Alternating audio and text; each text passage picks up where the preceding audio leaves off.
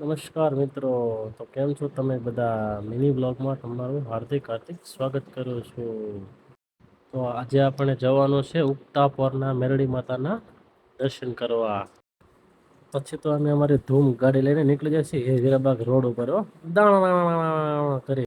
મારા કેમેરામેન પૂછતો હતો મને કે આપણે ક્યાં રીલ શૂટ કરવા જાવ. મેં કીધું કાંઈ નહીં, ગાડી આપણે હીરાબાગ લઈ લે પછી જોઈ. મેં કીધું તમને તો ખબર જ છે હું બોલતો છું. ચાલો પછી વાત, ચાલો મેરડી માના દર્શન કરવી.